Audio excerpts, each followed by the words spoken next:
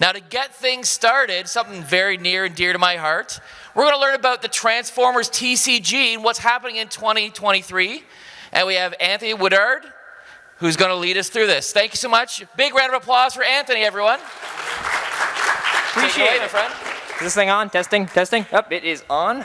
So yeah, like I said, we are going to be talking about the Transformers TCG in 2023, and it is a game that, despite what some people may claim online, is not dead, has not died, and as such has not made a comeback because there was no comeback to be made. Okay, now that we've gotten that out of the way, what we're going to be talking about here today in terms of the actual agenda, we're going to start off by introducing myself because I guarantee you most of you probably don't know who I am.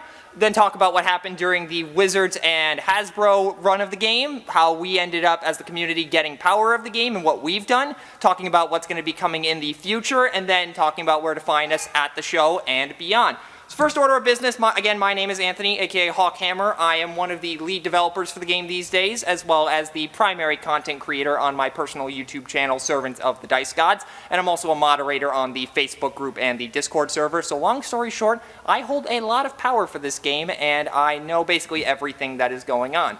Speaking of knowing things are going on, out of curiosity, who here knew this game existed before this panel? Okay, that is a very surprisingly good amount. You guys are awesome, but for those of you who weren't aware, don't feel too bad. The marketing for this game looked a little something like this. Bask in the nothingness, folks. But despite the fact that Wizards just did not market this game for reasons that are beyond our comprehension— oh, let's be real, they didn't market this because they were too busy doing whatever with magic, but despite the fact that there was no marketing, there was a surprising amount of stuff that was released. 5 full sets, a few pre-constructed decks, a couple of miscellaneous promos, and it was a fairly solid card pool for a game that absolutely was smaller than any of the big-name TCGs you might be familiar with. And then July 2020 happened, and we got this message confirming that the game had been canceled, and that was a gut punch for 2 reasons. First off, there was a surprising amount of options you had in the game. It was a very diverse gameplay scene from both a casual and a competitive perspective. A lot of things that you could easily do and play at a high level, at least until Wave 5 showed up, but we'll get on that in a moment.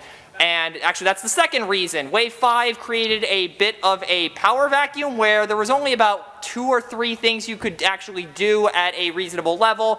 And when the game gets a bit too samey, that tends to lead to bad things. At that point, though, the community's like, okay, this game's in a bad state, but it is awesome at its core, so we're going to step in and fix everything. And that ushers us into the current community era.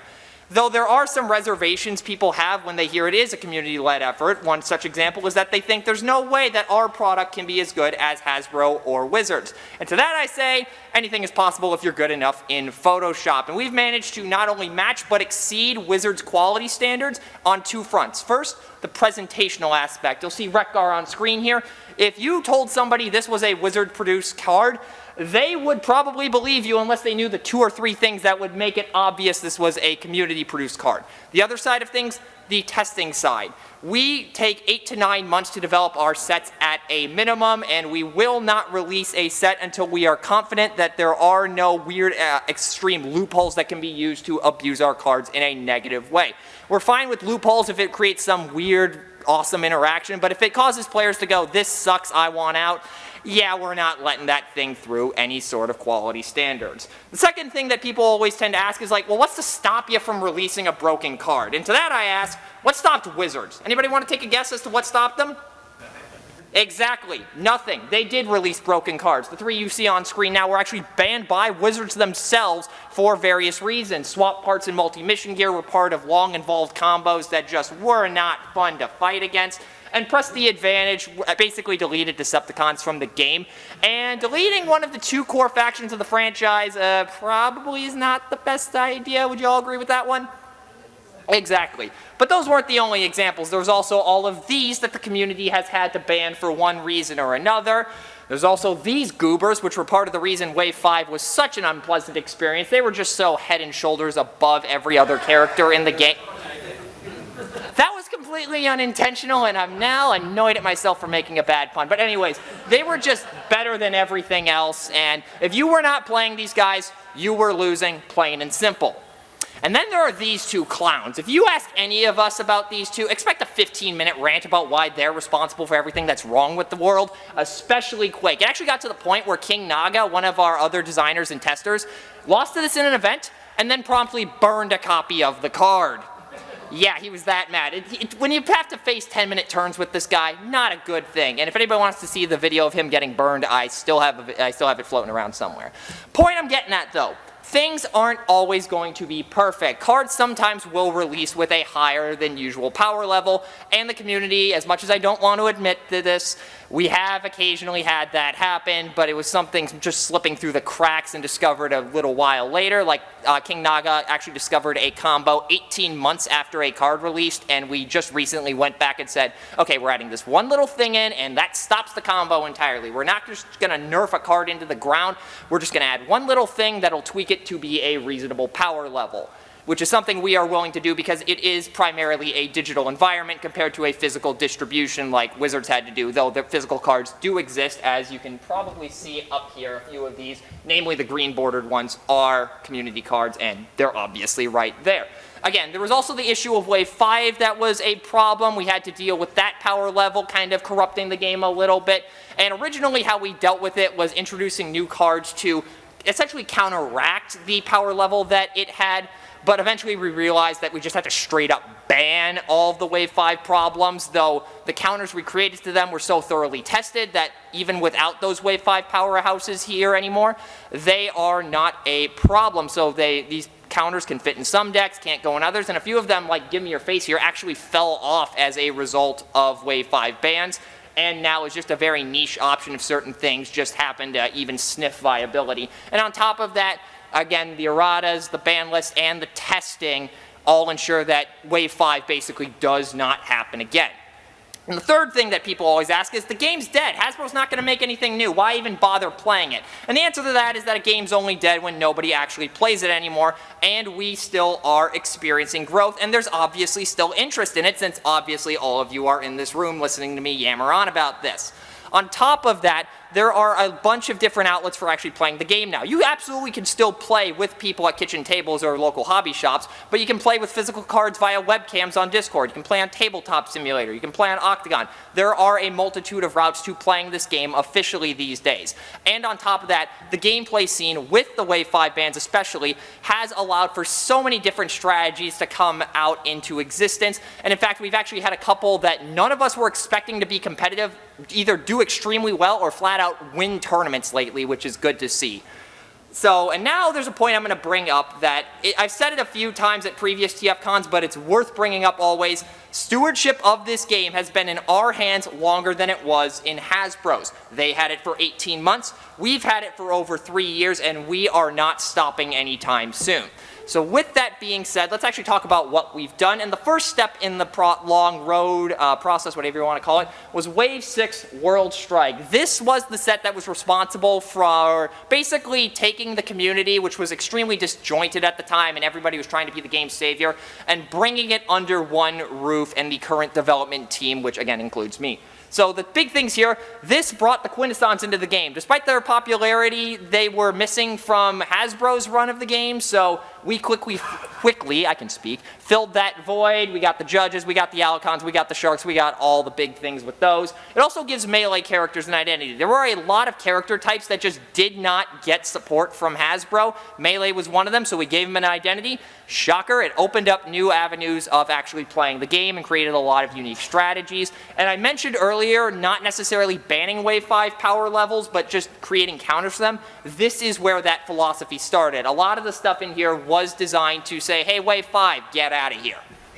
So then the next thing we released was Wave 7, Monster Menagerie. This is a combination of two previous releases, and we've done that to avoid confusion in the future. The characters for this do a lot of things with discarding off the top of the deck, which is something we really hadn't seen before outside of a couple specific examples. And then the stratagems and the battle cards, the other two card types in this game, those help to bring older characters that didn't really get a shot into the front of the game. Not necessarily, but there are a couple of examples, Ultra Magnus and Devastator, where they were jokes before this set, especially Devastator, and now they're some of the stronger things you can do in the game. That was not intentional, but that's how they ended up being, and they've had relatively good counters, so that goes to, again, to show the merit of our testing process and making sure nothing becomes the dominant deck.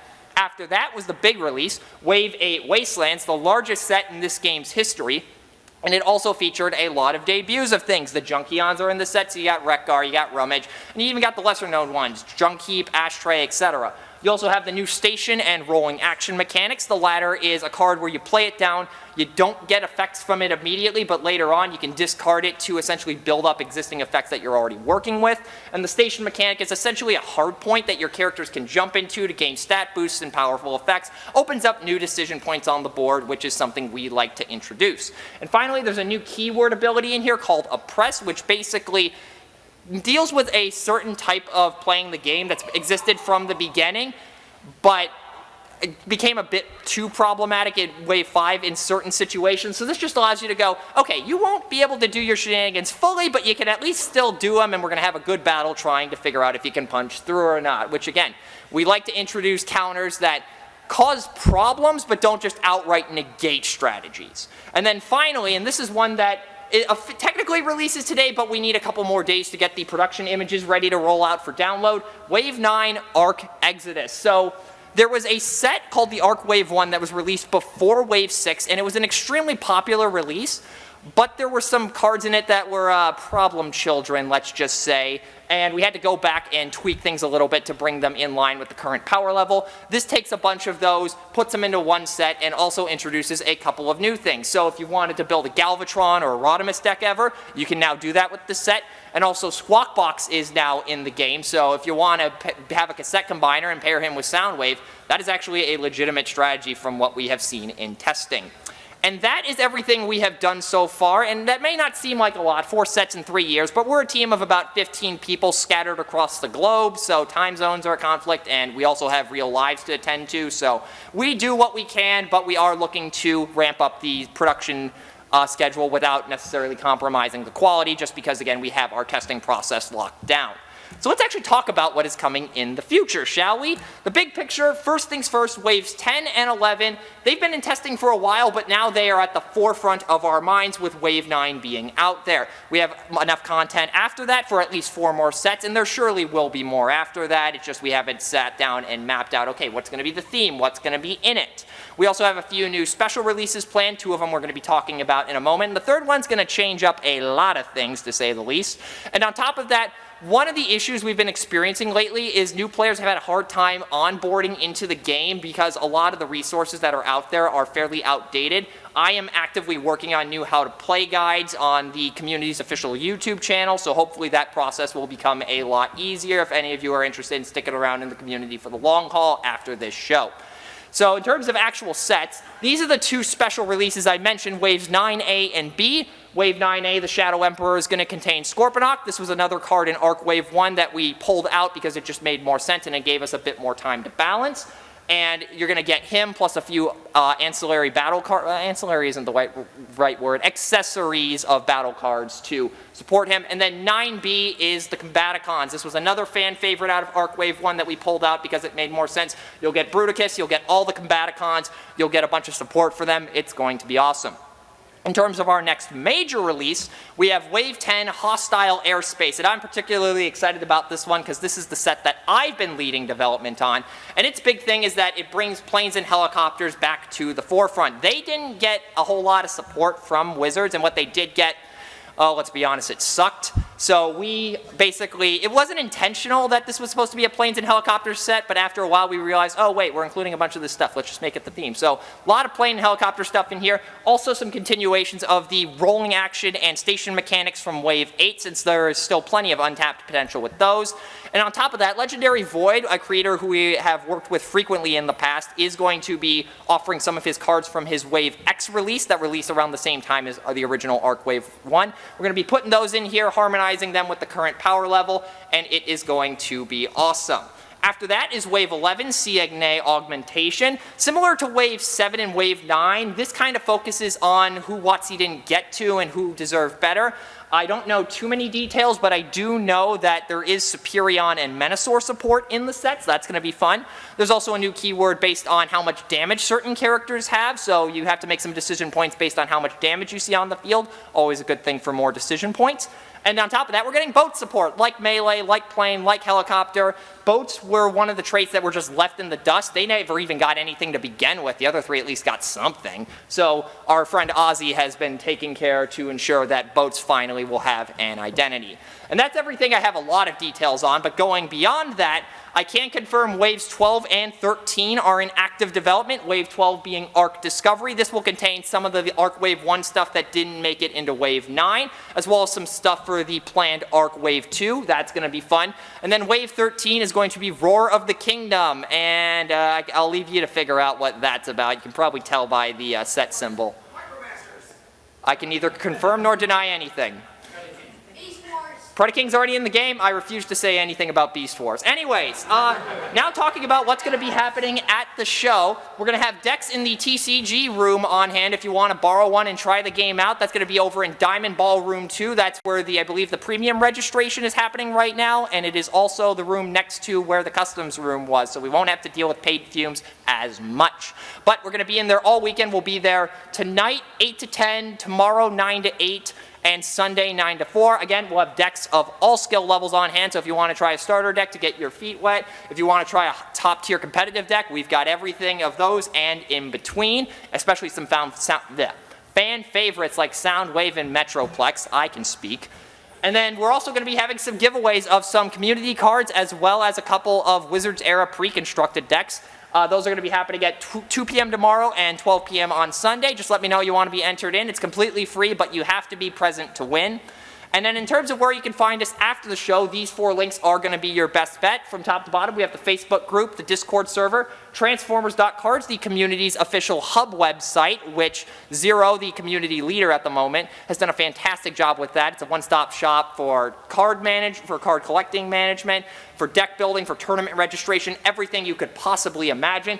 And then the YouTube channel for the community down there, which I am in charge of. Again, I'm putting out how to play guides here soon for that.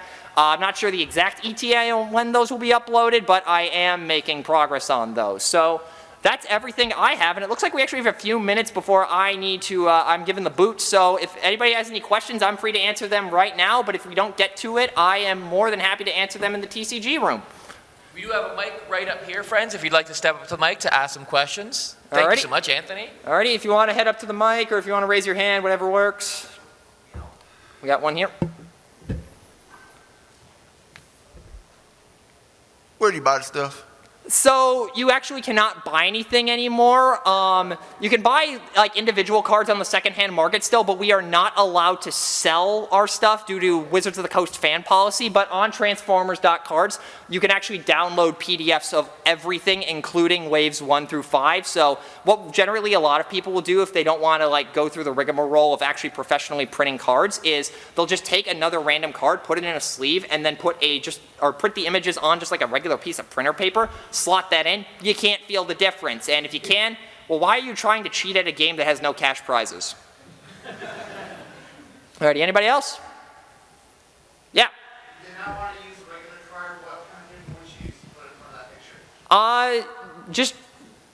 What I found works is 100-pound smooth Bristol paper. That's what I was using when I first started to print things off. I'm sure there are other options out there, but that's the only one I can really confidently say anything on, though you have to have a really fancy printer in order to handle that. Like the regular printers just did not work. I'm lucky my dad managed to grab one a few years ago that was capable of handling it, so you got to find the right printer for it. But again, 100-pound smooth Bristol. Anthony, what's your favorite deck to play? So mine is Devastator, but that is a bit of a biased answer because that deck actually got me 3rd place in last year's Community World Championships, known as the Omega Invitational. It was a bit of a menace for a while, but then everybody realized, wait, you just beat it by playing its own game, and it's kind of fallen off, but it still holds a special place in my heart, and I'm probably going to be dumping $400 on a Devastator figure this weekend just because he holds that much meaning to me. still have a few minutes. I'm free to answer anything, so fire away. Nope, we got another one here. Or not. What's your ideal date? What was that?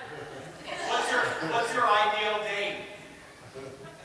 Like the calendar date or like going out on a date? Because if it's the latter, I would rather not answer that question because that's gonna get real depressed. What was that? Okay, two people are talking at once here, and one of them is me. So say that again from the start. What is your ideal date? I plead the fifth. Next question. The answer is Transformers TCG. I am getting clowned. I should not have been surprised by this. You brought that on yourself. I know. Yeah. So how did you get into this game in the first place? So for me, basically many, many years ago, there was this little 3D card battling game where you had little styrene models you punched out. And I completely forgot about it for 10 years, and then one day browsing through Target, I saw the packs for the first release, and I'm like, ooh, this kind of looks like it. I look at it like, oh, it's nothing like it. But then I'm like, you know what, maybe I'll buy a few cards. Ended up getting a couple packs plus a starter deck for Christmas. Went to a couple events nearby, did pretty decently in them, and the rest is history until the game got canceled, and then how I got into the development team was when Wave 6 was in beta testing, there was a particular card in there, the last line of defense, that I just tested the crap out of and thought it was broken for the longest time and actually ranted to the people who were working on Wave 6 at the time, basically saying, hey, you need to tone this down. We had some further discussions. I eventually realized I was wrong, but that proved to them that I was not in it to try to, become like just God King of the game. I was in it to try to make sure things were balanced. I ended up on the design team, and 3 years later, here I am near the top of the chain of command.